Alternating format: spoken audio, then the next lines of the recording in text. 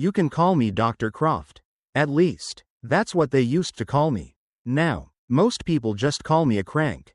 A cautionary tale whispered in the halls of the geology department at my old university. I don't mind. It's better than being called a liar. Because to be a liar, you have to be consciously telling a falsehood. What I'm about to tell you is the truest thing I know. It's a truth that cost me my career, my friends, and my ability to ever feel truly warm again. This story doesn't start in a haunted house or a fog-shrouded cemetery. It starts, as so many things do, with a phone call on a Tuesday morning in October of 2019.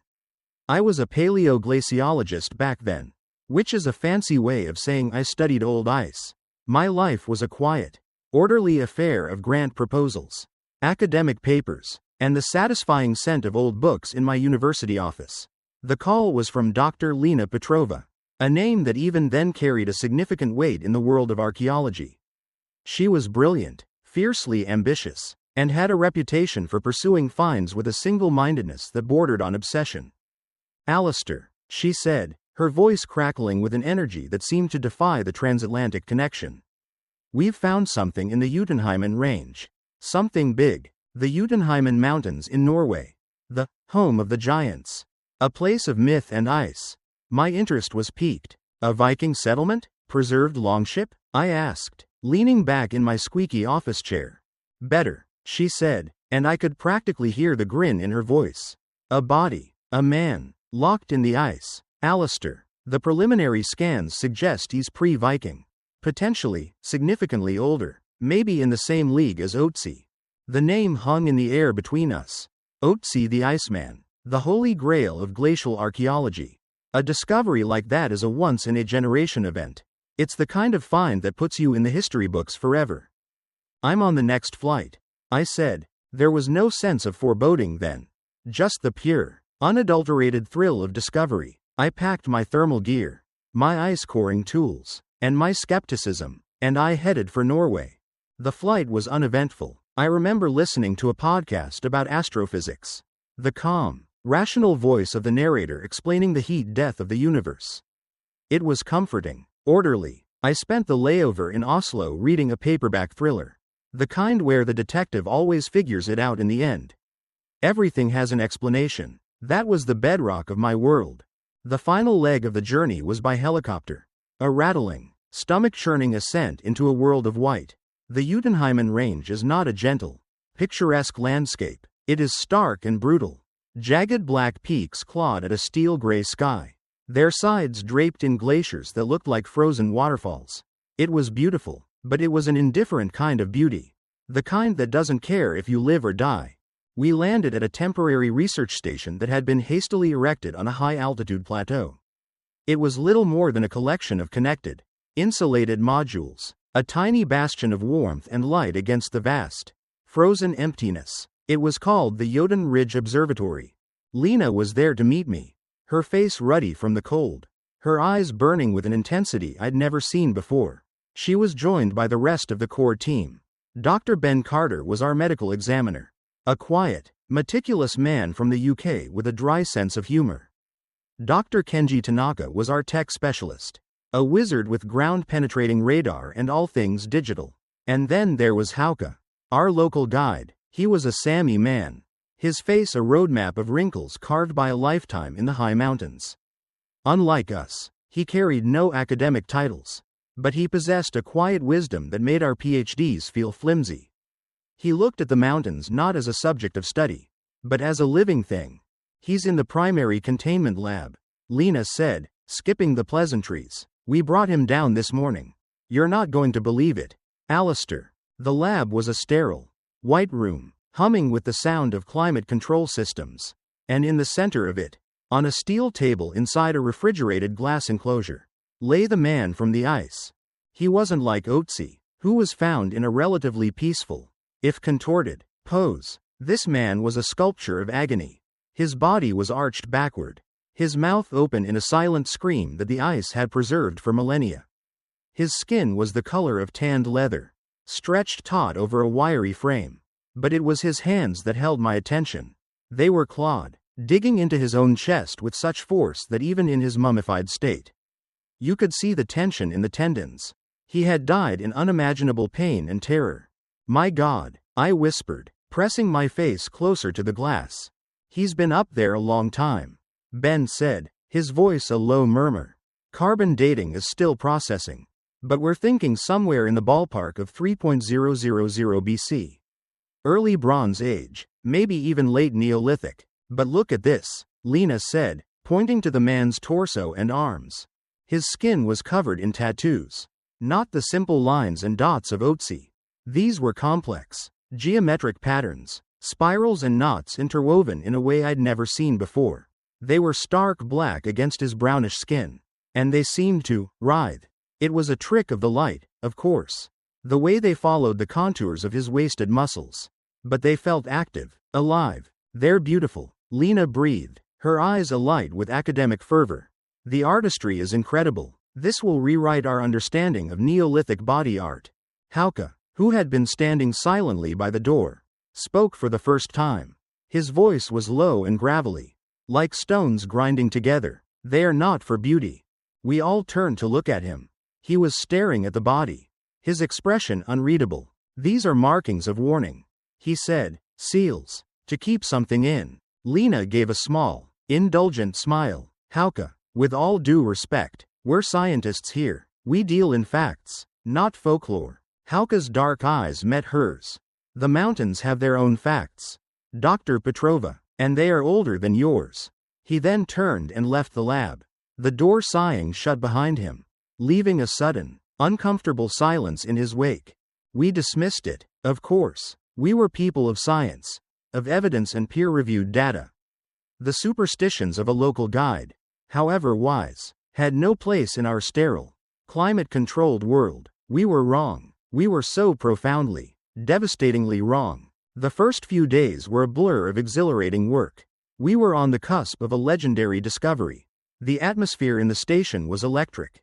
We documented the man's meager possessions, a copper axe, a flint knife, remnants of a grass cloak. Ben Carter performed a non-invasive autopsy using advanced scanning equipment, while Kenji built a 3D digital model of the body. My job was to analyze the ice in which he'd been found, to reconstruct the climate of his last days. It was on the third night that the first red flag appeared. It was so small, so insignificant, that it barely registered. I was working late in my lab, analyzing ice core samples. The station was mostly quiet, just the ever-present hum of the generators and the faint whistle of the wind outside. I had a small radio playing softly on my desk, a classical station from Oslo. I remember the piece, Debussy's Clair de Lune. And then, for just a second, the power to my section of the module flickered. My lamp went out, the screen on my analysis machine went black, and the radio died. The only thing that remained lit was the main corridor and, strangely, the brilliant white light of the containment lab at the far end of the hall. Where the Iceman lay, the silence that rushed in was absolute. It lasted for maybe 3 seconds. Then, with a buzz, my lamp came back on. The computer rebooted, and the radio crackled back to life, right in the middle of a piano key. I sat there for a moment, my heart beating a little faster. I got up and walked to the door of my lab, peering down the corridor. The lights were all on. A moment later, Kenji came out of the tech bay, rubbing his eyes. "Did you guys feel that?" he asked, looking at me and then at Ben, who was just emerging from the med bay. "Power surge," Ben said with a shrug. "Probably the generators adjusting to the wind load. This place isn't exactly state-of-the-art." It made perfect sense. A remote station, powerful winds, a finicky generator. I remember nodding in agreement. Yeah, must be it. We rationalized it. We gave it a neat, tidy explanation and filed it away. But I remember one detail with perfect, chilling clarity. When the power came back on and the radio resumed, it wasn't at the same point in the song where it had cut off. It was a few notes further on, as if the music had kept playing in the silence, just for itself. That was the first pebble in the avalanche. The next oddity came a day later. It was a sound, or rather, the lack of one. The station was never truly quiet. The hum of the life support, the climate control, the servers, the wind, it all blended into a constant, low-level drone that you learned to tune out. I was in my bunk, trying to sleep. The wind outside was particularly fierce that night. A high, mournful shriek, and in a brief lull between gusts, I heard it, a deep, resonant hum. It wasn't the machinery. This was different, lower. It was a frequency that you felt in your bones, in the fillings of your teeth. It was there for a moment. A deep, vibrating thrum that seemed to come from the very structure of the station. And then it was gone. The next morning at breakfast, I mentioned it casually. Did anyone else hear a weird humming noise last night? Ben looked up from his coffee. I thought that was you snoring, Alistair. I gave a weak laugh. But then Kenji chimed in. No, I heard it too. Around 0200. Woke me up. Sounded like a transformer about to blow. Lena, ever the pragmatist, waved a dismissive hand. It's an old station on a mountain in a blizzard. It's going to make noises. Let's focus on the work. People. But I saw her exchange a brief, almost imperceptible glance with Ben. Later, I cornered him in the med bay. You've been having trouble sleeping too, haven't you? I asked. He stopped what he was doing and looked at me. His usual placid expression was clouded with something I couldn't quite name.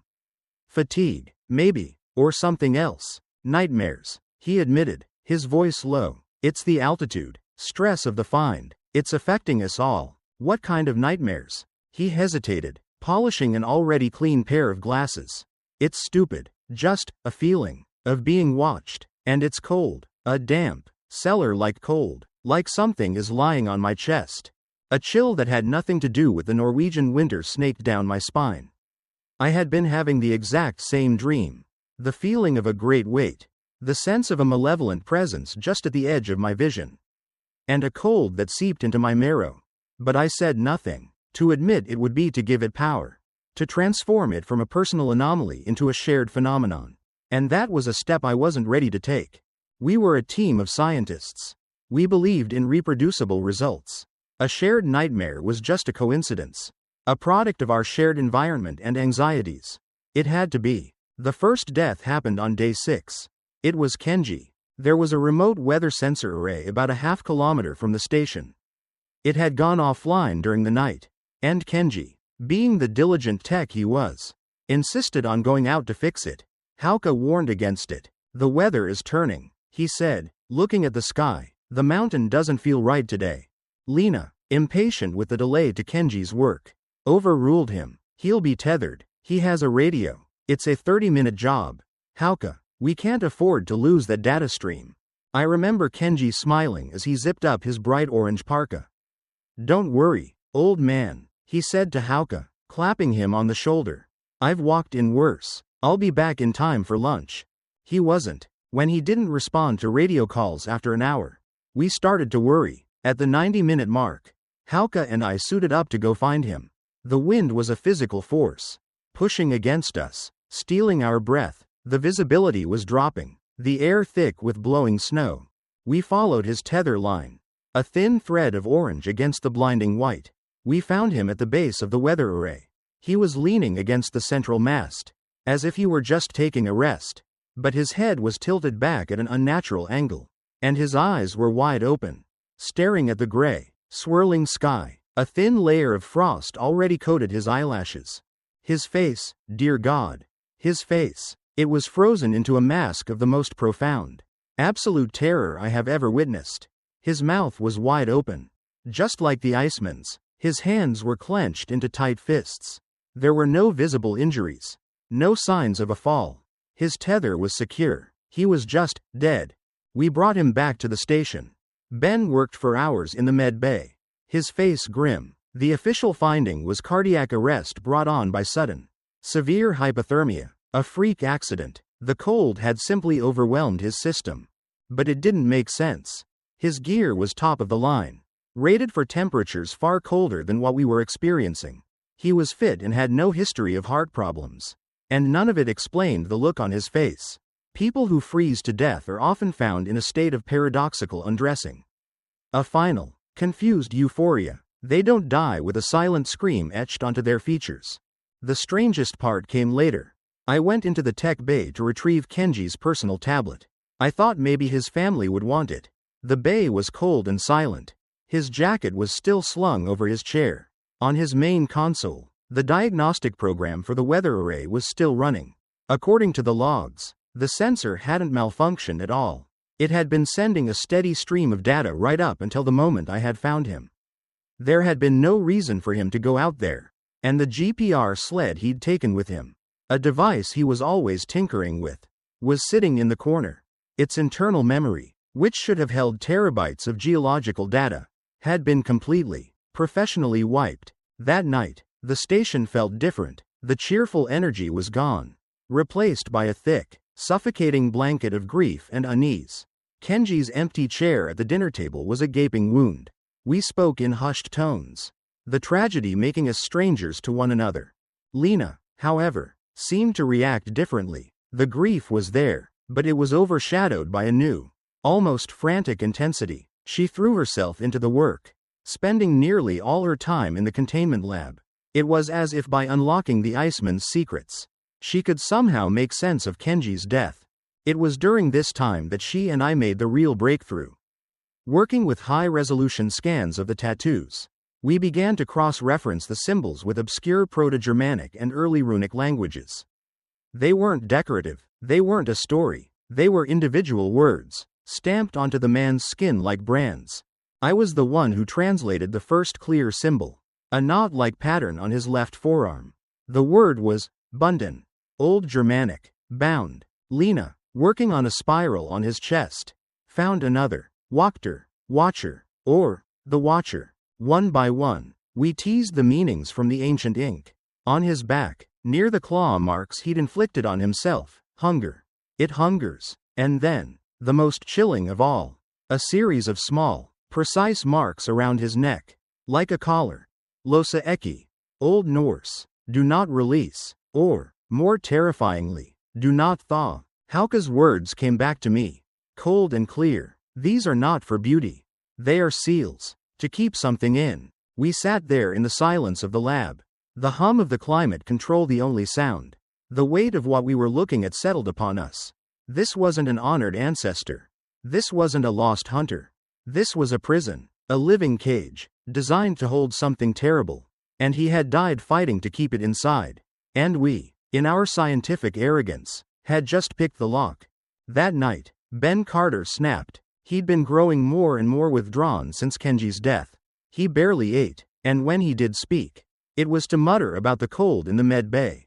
He claimed the temperature kept dropping, despite the thermostats reading normal. I was woken up by a scream, not a shout of surprise, but a raw, ragged shriek of pure terror. I scrambled out of my bunk and ran into the corridor. Lena was already there. The scream had come from the med bay. The door was ajar. Ben was huddled in the far corner of the room, his back pressed against the wall, a surgical scalpel clutched in his trembling hand. He was staring at the main examination area, his eyes wide with a horror that mirrored Kenji's frozen face. It was here, he whimpered, his voice barely a whisper. It was standing over him. What was? Lena asked, her voice sharp. Ben, what did you see? I don't know, he sobbed, shaking his head. It wasn't solid, like a heat haze, a distortion in the air. But it was there, standing right over the Iceman's enclosure. It was looking at him. And then, it looked at me. My blood ran cold. I looked at the Iceman, lying in his refrigerated tomb. He seemed to be grinning, his silent scream a mask of triumph. Lena walked cautiously into the room, her footsteps echoing in the tense silence. Ben, you're overworked. You're grieving. Your mind is playing tricks on you. No, he insisted, his eyes darting around the room.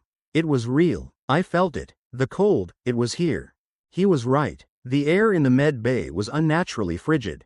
I could see my own breath misting in front of my face, even though the thermostat on the wall clearly read 20 degrees Celsius.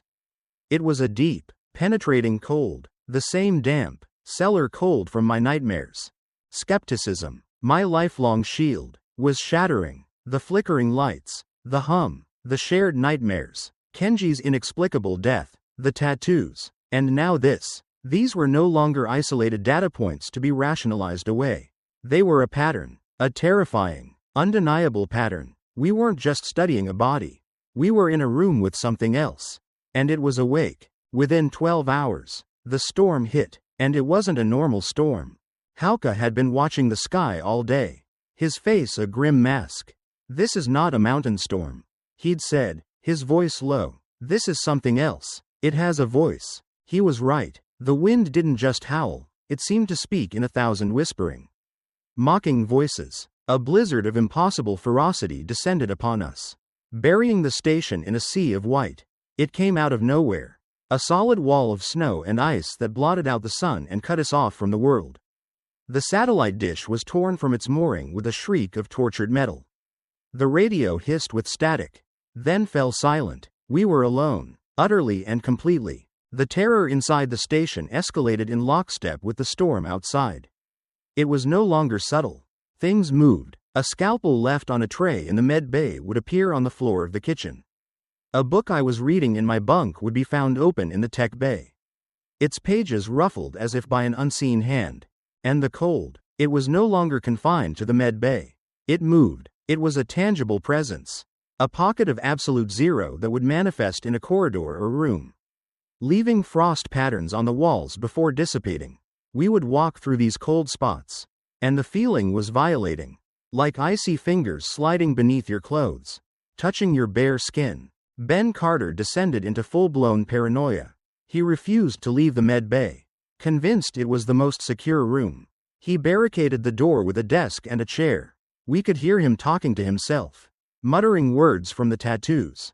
"Watcher, it hungers." Lena, Hauke and I were the only ones left. The dynamic between us was fractured. Lena, the woman of science, was desperately trying to find a rational, controllable solution. She became convinced that if we could lower the temperature of the containment unit even further, to mimic the deep glacial ice, we could make the entity dormant again. Hauke, on the other hand, had abandoned science entirely. He fell back on the ancient knowledge of his people. He began gathering what little flammable material he could find: paper, rubbing alcohol from the med bay, dried herbs from his personal pack. "It was born of ice," he said, his eyes dark and serious. "Fire is the only thing that can unmake it." I was caught in the middle, my scientific mind at war with the primal fear that gripped my soul. Lena's plan felt logical, a desperate attempt to put the genie back in the bottle. But Hauke's words resonated with a deeper, more terrifying truth. The whispers started on the second night of the storm. They were insidious, slithering into our minds from the shrieking wind. At first, you'd think it was just a trick of the air pressure. But then you'd hear a word, a phrase, in a voice you recognized. I heard Kenji's voice, clear as day, calling my name from the empty tech bay. Lena swore she heard her mother, who had been dead for 10 years, weeping just outside her door. The entity was playing with us. It was tasting our fears, feeding on our despair. It was weakening us, preparing us. The end came on the third day of the storm. We were huddled in the common area, the only room that still felt remotely safe. Ben had been silent for hours. Too silent. "I'm going to check on him," Lena said, her voice tight. We went to the med bay door. It was still barricaded. We called his name. No answer. Hauke put his shoulder to the door, and with a grunt, the barricade scraped aside. The room was freezing. The air was thick with a palpable sense of malice. Ben was slumped in the corner, his back against the wall where he'd first seen the apparition. His eyes were open, sightless. His face was not contorted in terror like Kenji's. It was slack, empty, but on the wall above his head, scrawled over and over again in a black marker, was a single word: host, host, host, host, host. There was no visible cause of death. Ben was simply gone, as if his soul had been scooped out, leaving an empty shell behind. Lena finally broke. A choked sob escaped her lips. "What does it want?" she whispered, staring at the word on the wall. "It failed," Hauke said, his voice grim. He pointed at Ben's body. "Twice now, with Kenji, and with him. They were not compatible. Too much resistance. It's looking for the right vessel. It's learning." And then we heard it. From the containment lab, a soft, cracking sound. We rushed to the lab. The reinforced glass of the Iceman's enclosure was covered in a network of fine, branching fractures, spreading from a central point like a spider's web. The temperature inside the case was rising rapidly, the cooling systems having inexplicably failed. The Iceman's body was changing. As the frost melted from his skin, he seemed to be deflating. His leathery skin was becoming slack, his limbs shrinking, as if whatever had been giving him form and substance was leaking away. It's leaving him, I breathed, the horror of the realization washing over me. It's out, it's free in here with us. That's when all the lights in the station went out, plunging us into absolute, terrifying darkness. The only light was the emergency red glow of the backup power, casting long, dancing shadows. The shriek of the wind outside rose to a crescendo, and the whole station groaned under the pressure. We have to burn the body, Hauke yelled over the din. Now, it's the only way to sever its anchor to this place. No, Lena screamed back, her scientific mind clinging to the last vestiges of reason.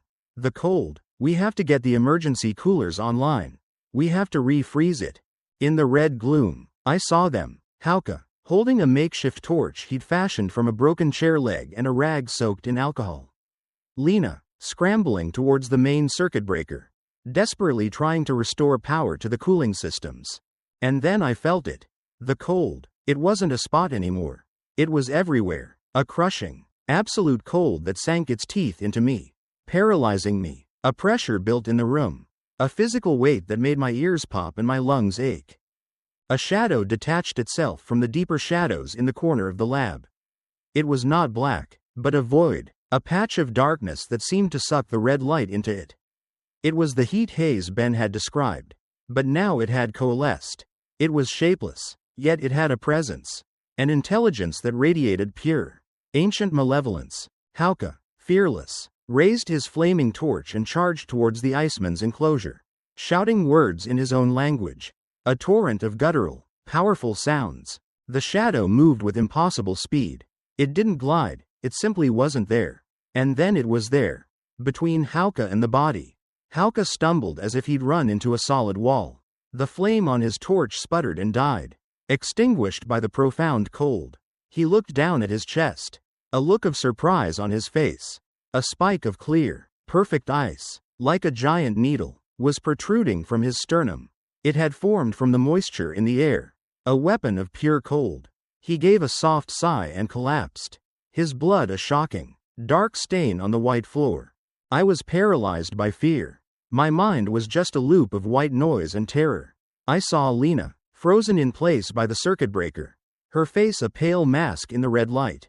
The shadow, the entity, seemed to turn its attention to her.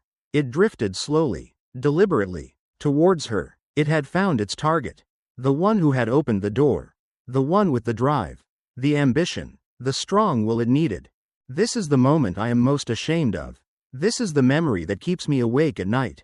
I didn't help her. I didn't try to fight. The instinct for survival, a primal, selfish command, screamed louder than any loyalty or courage. Run. As the shadow began to envelop Lena, I turned and fled. I ran blindly through the dark, cold corridors of the station, my breath sobbing in my chest. I heard a sound behind me. It wasn't a scream. It was a soft, guttural inhalation, a gasp of satisfaction. And then, I heard Lena's voice. But it was wrong. It was her voice. But it was layered, echoed, as if two voices were speaking at once. Alistair, it called. I didn't look back. I burst out of the station's main door into the hellscape of the storm. The wind tore at me like a physical beast. I couldn't see more than a foot in front of my face. But I knew where the snowmobiles were. I scrambled, fell, and crawled my way towards them, guided by pure, animal terror. Behind me, I heard the station door open again, and I heard footsteps in the snow. Steady, unhurried, not frantic, like mine. The footsteps of a predator that knows its prey has nowhere to go. I fumbled with the ignition on the snowmobile, my fingers numb and useless. The key scraped against the metal. My heart was going to explode. I finally got it in, turned it. The engine sputtered, coughed, and died. No, no, no, no. I tried again. The engine whined. I could feel the presence behind me, a creeping cold at my back. I didn't dare turn around. I knew if I saw it, I would die. On the third try, the engine roared to life. A beautiful, profane sound in the howling chaos. I slammed the throttle, and the snowmobile lurched forward, throwing me back, I sped away from the Jotun Ridge Observatory, a tiny, fleeing speck of life in a universe of ice and death. I did not look back. But in the brief, fleeting second before I raced into the whiteout, my headlamp swept across the entrance of the station. For a single, heart-stopping instant, a figure was illuminated there. It was Lena. She was standing perfectly still, wearing her thin lab clothes in the middle of the maelstrom. And she was smiling. Her eyes were glowing with a faint, pale, blue light. I was found 2 days later, 30 kilometers from the station, half frozen and delirious, the snowmobile out of fuel. I was the sole survivor. The official report is a tidy piece of fiction. It tells a story of a freak weather event, a series of tragic accidents, Kenji's heart attack, Ben's stress-induced breakdown and subsequent death from exposure after foolishly locking himself in an unheated room, Hauke's fatal fall inside the station during the power outage, Dr. Lena Petrova, lost to the storm while attempting to reach the emergency beacon. The Jotun Ridge Observatory was declared structurally unsound after the storm, and a subsequent ice shelf collapse buried most of it, including the containment lab and its priceless specimen. Case closed. A tragedy, but an explainable one. My account was dismissed as the ravings of a man suffering from severe PTSD and hypothermia-induced psychosis. My career was over. I was quietly, politely, discredited. I live in a small town in a warm climate now. I can't stand the cold. I keep the heating on even in the summer. I have 3 locks on my front door, and I check them every night before I go to bed. I don't sleep well. The nightmares have never really gone away. Sometimes, it's the cold. Sometimes, it's the image of Hauke falling with a spike of ice in his chest. But the worst nightmare is the one where I'm in a crowded place, a supermarket or a busy street, and across the way, I see a woman with familiar features. She turns, and for a second, our eyes meet, and she smiles, a knowing smile, and in the depths of her eyes, I see a flicker of pale, blue light. They never found Lena's body. They never found the Iceman.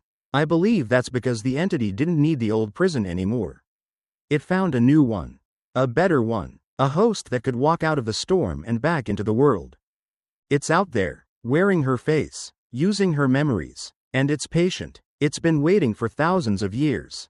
It can wait a little longer.